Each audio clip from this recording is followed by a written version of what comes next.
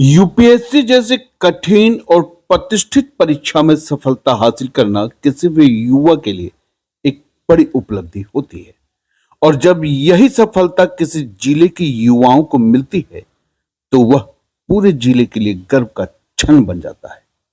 कुछ ऐसा ही गौरवपूर्ण पल गिरिडीह जिले के लिए भी आया है, जहां यूपीएससी परीक्षा में सफल हुए जिले के प्रतिभाशाली युवा करण सेठ और नाजिया प्रवीण से उपायुक्त रामनिवास यादव ने शिष्टाचार मुलाकात की। इस दौरान उपायुक्त रामनिवास यादव ने दोनों सफल अभ्यर्थियों और उनके माता पिता को बधाई दी और उनके उज्जवल भविष्य की कामना की।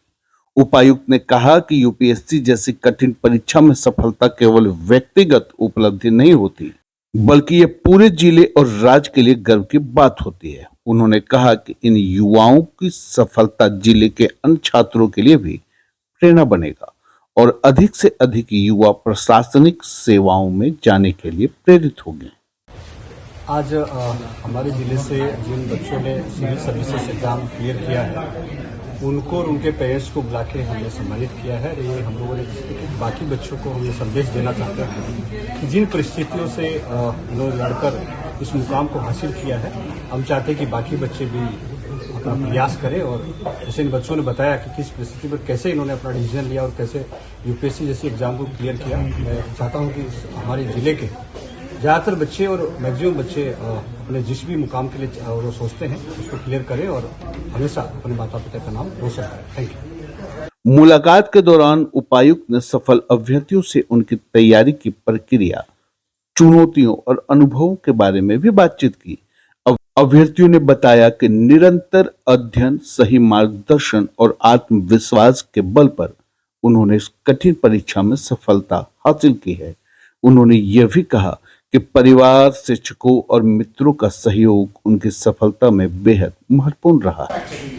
तो दैट वाज अ टाइम जब मैं दिन भर में 9 घंटे तक लगातार न्यूज़ ही पढ़ता रहता था, क्योंकि मेरा फैक्ट चेकिंग का काम था, वो बहुत बारीकी का काम होता है। आप एक गलती और कुछ भी हो सकता है, क्योंकि आपका मीडिया में बहुत सीनियर लेवल पे और बहुत कॉमन प्लेटफॉर्म है इन शॉर्ट्स। तो वहाँ पे फिर मुझे ये लगा कि ये जो प्रोडक्टिव टाइम है मेरा, क्योंकि मैं 9 आवर्स पढ़ाई को दे रहा हूँ दिन के, तो मैं जॉब लीव करके थोड़ा 1-1.5 साल ट्राई कर लेता हूँ यूपीएससी के लिए। तो मैंने ट्राई किया उसके लिए और बाय गॉड्स ग्रेस मुझे बहुत ज़्यादा लगातार फिर एफर्ट्स नहीं लगाने पड़े।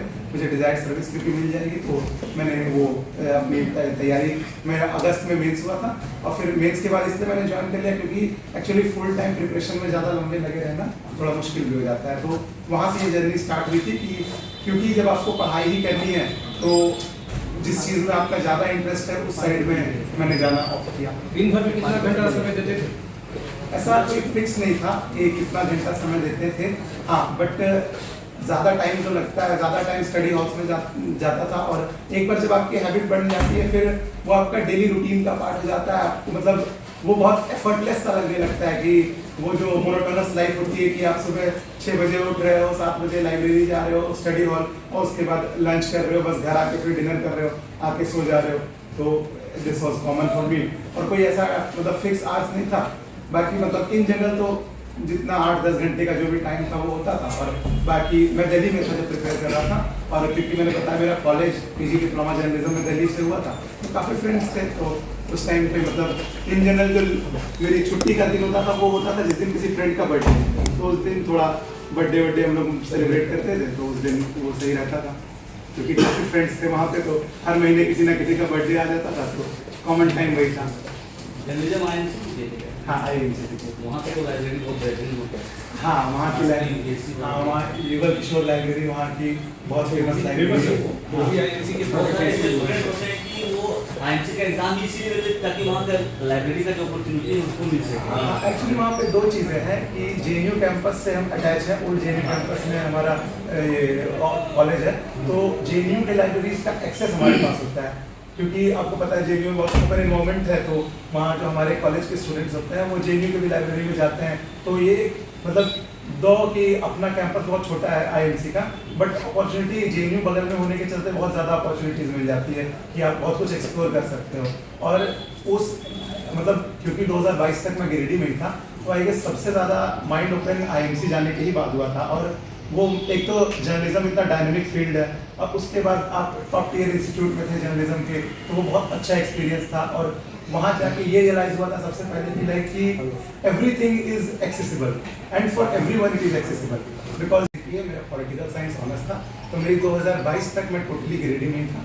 उसके बाद 2022 के बाद मैंने CUET PG एक एग्ज़ाम होता है जिससे कि PG लेवल पे सारे एडमिशन्स होते हैं, तो उसको मैंने क्लियर किया था और मुझे Indian institute of mass communication में रेडियो एंड टेलीविजन जर्नलिज्म में एडमिशन मिला था। वो 1 साल का कोर्स था, वहाँ से मैंने जर्नलिज्म अपना कंप्लीट किया। तो 2023 में मेरी जर्नलिज्म कंप्लीट हुई। फिर मैंने 4 से 5 महीने के एक ब्रीफ पीरियड के लिए इन शॉर्ट्स एक न्यूज़ ऐप है उसमें काम किया था, आप लोगों को पता होगा। तो इन शॉर्ट्स में किया, और उसके बाद फिर ये जनवरी 2024 में मैंने फुल टाइम UPSC की प्रिपरेशन स्टार्ट कर दी, और जॉब मैंने उस टाइम पे लीव कर दिया। और फिर UPSC का मेरा जर्नी सर ने जैसा बताया उतना बहुत लंबा नहीं रहा है, बहुत ही छोटा जर्नी था मेरा UPSC का। मैंने 2024 में स्टार्ट किया जनवरी में, और मुझे पता था मुझे फर्स्ट प्रीलिम्स देना है मई 2025 में, और मेरा वही प्रीलिम्स क्लियर हो गया।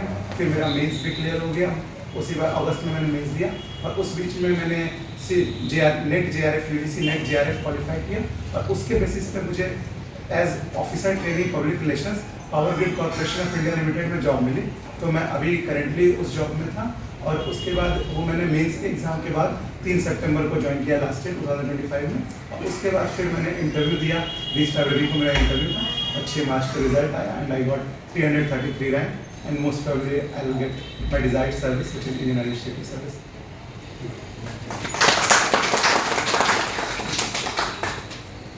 गिरिडीह के इन युवाओं की सफलता से उनकी व्यक्तिगत जीत नहीं है, बल्कि पूरे जिले के लिए प्रेरणा है। उम्मीद है कि इनकी उपलब्धि से प्रेरित होकर और भी युवा देश की सर्वोच्च सेवाओं में जाने का सपना देखेंगे। दोस्तों, न्यूज़ 20 झारखंड के लिए अभी बस इतना ही। खबर अच्छी लगी हो तो शेयर कर दीजिए, लाइक कर दीजिए, सब्सक्राइब कर लीजिए। आप हमें फेसबुक पर देख रहे हैं तो फॉलो और लाइक जरूर करें। मुझे दीजिए इजाजत। नमस्कार।